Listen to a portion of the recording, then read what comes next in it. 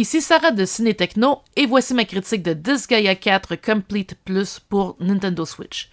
Initialement publié par NIS America en 2011 pour PlayStation 3, Disgaea 4 a connu un portage bonifié pour PlayStation Vita en 2014, avant de ressortir en version encore plus bonifiée sur PS4 et Switch. Valvatorez est un vampire qui a troqué sa diète sanguinaire contre des sardines. Son rôle est de former les Prini, des êtres ressemblant à des pingouins qui contiennent les âmes des hommes envoyés en enfer et qui doivent ponctuer chaque phrase d'un dude, ou mec en français, bien senti.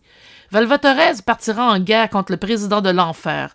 Pour y parvenir, il recrutera divers alliés, dont une jeune fille qui est décédée et a conservé son corps humain au lieu de se transformer en Prini, afin de combattre les sbires du président, dont son fils, dans des batailles tactiques à tour de rôle. Cette nouvelle mouture HD comprend des campagnes supplémentaires et des fonctionnalités nouvelles provenant de Disgaea 5, comme la possibilité d'appliquer des triches pour accroître l'expérience, la mana ou l'argent obtenu lors des combats.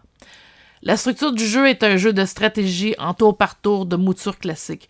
Lors de chaque tour, on fait appel à ses sbires en les plaçant sur des cases du terrain et en leur donnant des ordres, comme attaquer certains ennemis.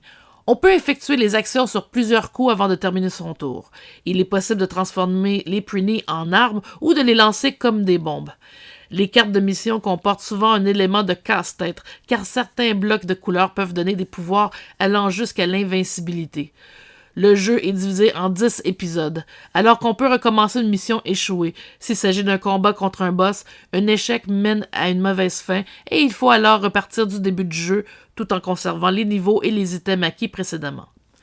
Malheureusement, malgré l'ajout des triches, le jeu demeure extrêmement difficile et ne comporte pas d'options comme la possibilité de continuer la partie malgré une défaite contre un boss. Il faut donc s'attendre à consacrer beaucoup de temps et faire évoluer ses personnages pour qu'ils deviennent assez forts pour battre le boss et passer à l'épisode suivant. Le jeu est disponible avec audio japonais ou anglais et avec texte en anglais ou en français.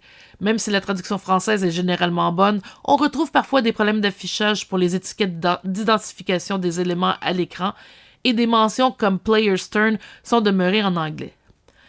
Malgré l'humour du jeu et le design comique des personnages, il ne faut pas se leurrer. Disgaea fait partie des jeux de stratégie parmi les plus difficiles sur le marché. Alors que Nintendo a plus récemment introduit des niveaux de difficulté moins élevés pour rendre sa série Fire Emblem plus accessible, les efforts de Nippon Ichi Software sont limités en ce sens. Il peut être frustrant d'avancer pour seulement tout devoir recommencer parce qu'on aurait mal calculé notre capacité à battre un boss. Cependant, les gens qui aiment les défis, la stratégie et les casse-têtes aimeront ce titre, surtout s'ils ne l'ont pas déjà joué sur PS3 ou sur Vita. Disgaea 4 Complete Plus pour Switch obtient la note de 8/10. Merci d'avoir été à l'écoute.